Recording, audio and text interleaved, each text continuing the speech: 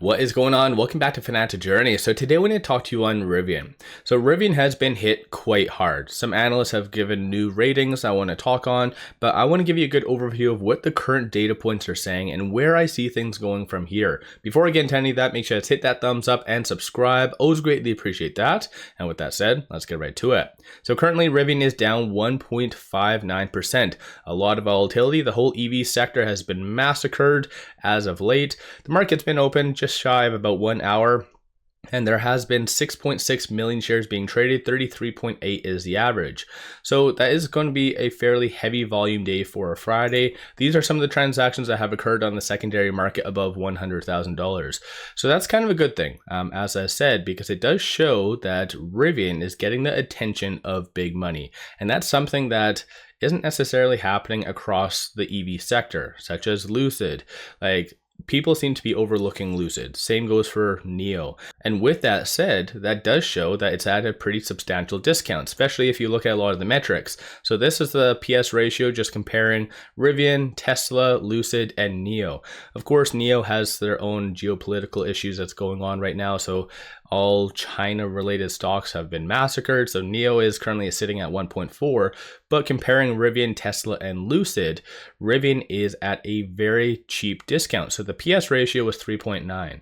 And this is one thing that analysts absolutely hated about Rivian. When it was at, let's say, 12, people are like, oh, it's too overvalued.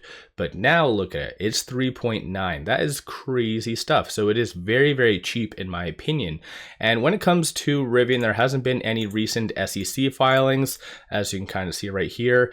As far as PR, a couple fluff pieces, but no substantial pieces of news since them announcing their Q4 production and delivery numbers on January the 2nd, which, like I said, when I kind of reviewed that, I didn't see any issue with that. Of course, the broader market likes to overanalyze a lot of things. And so they're kind of jumping to the conclusion that there is a demand issue of sorts. So we'll just have to wait and find out during their upcoming earnings to see if they still have the same level of confidence that they did in Q3 and Q2. So once again, we just have to sit tight and wait. In case you are curious, so they do have their upcoming earnings set for right here, February the 21st after hours. So kind of interesting stuff. But moving on though, like I said, some analysts have given new ratings, not necessarily the best, somewhat. So Deutsche Bank and Wells Fargo did give price targets. So one was a downgrade from Deutsche, so that now is a $19 price target, and then 18 from Wells Fargo. Colin does have a 49% success rating, and Emmanuel has a 37% success rating.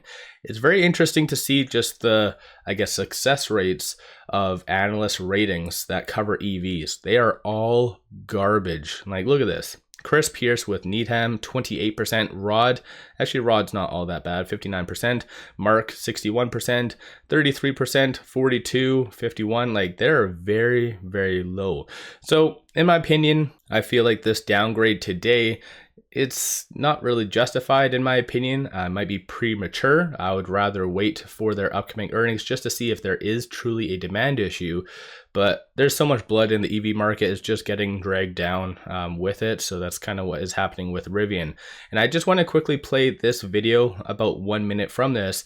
This is correlated to Ford and their F-150 Lightning and what they're doing. So I feel like this is more correlated to Rivian. So people see what is happening to Ford, for instance, and automatically assume that there's going to be a lot of issues with Rivian. So once again, stay tuned.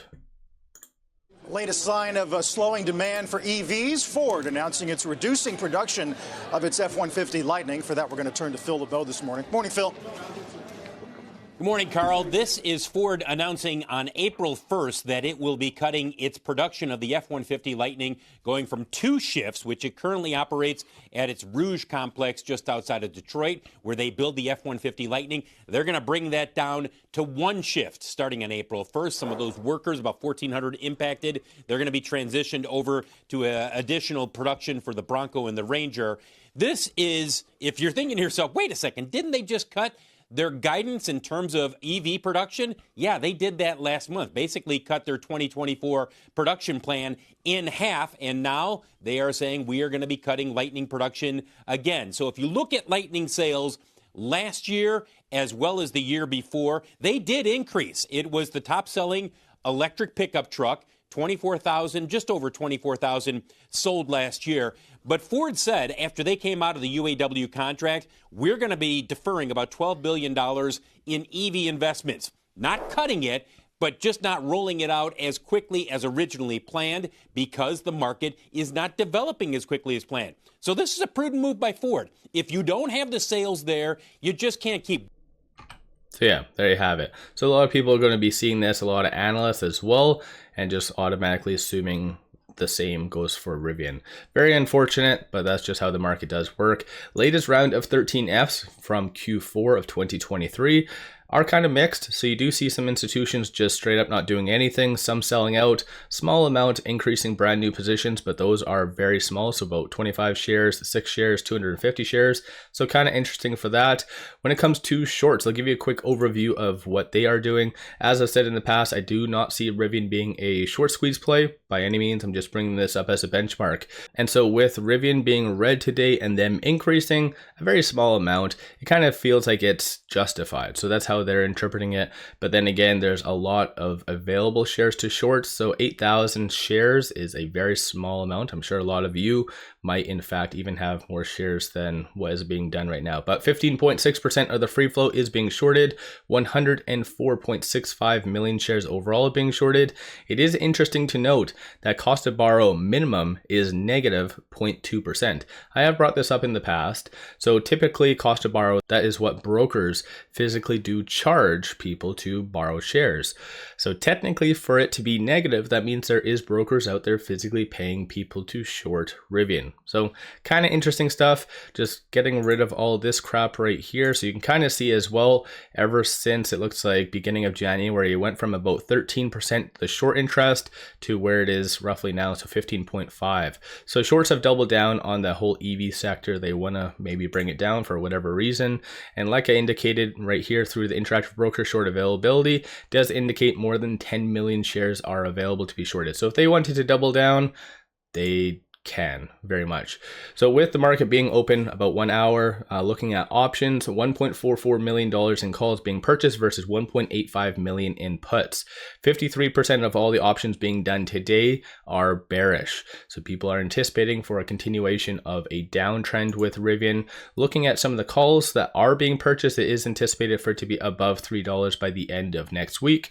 And looking at puts, it is anticipated, oddly enough, for it to be sub $14. But as I've brought up in the past, the Elliott wave, so the technicals are projecting for Rivian to continue to break down. So this is why you do see a lot of the bearishness being done through options. So going back over to interactive brokers, also on a side note, if you're looking for a lot of good compiled information, such as analyst ratings, forecasts, Elliott wave technicals, everything under the sun, take a look at interactive brokers for all of this information to be completely free. So take advantage of that while you can.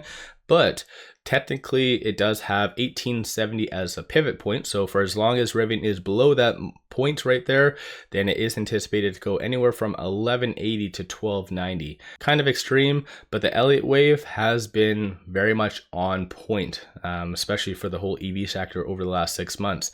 So who knows? Are you a buyer at the high 11s or in the 12s? Or what have you been doing with Rivian? So let me know your thoughts on that.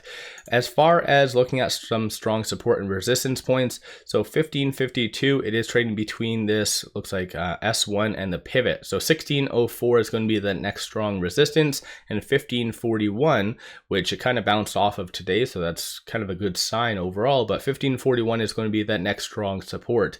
We'll just have to watch for this to hold. If not, then it is going to continue to break down. But overall though, Rivian, even though it's pulled down quite a lot, Rivian is still doing considerably better than a lot of the other EVs. So that's something maybe to factor in. I don't know if that helps or not, but let me know your thoughts on Rivian. Give yourself a shout out. Like I said, if you've been buying, if you've been selling, what have you been doing with Rivian? Clearly, a number of retail investors have been getting out, especially based on the momentum indicator, and stochastic is currently at 6. So that is considered very oversold. So if there's a good piece of news that does come out, then you could see a value rally with Rivian. So let me know your thoughts. One final thing I just wanted to share with you though, take advantage of this promo. Simply sign up for an account with me, we throw $100 at it, and you get 5 free stocks. Each stock is valued up to $2,000. So this is one of the best deals on the market. Link in the description below and also the comments. With all that said, appreciate all of you watching.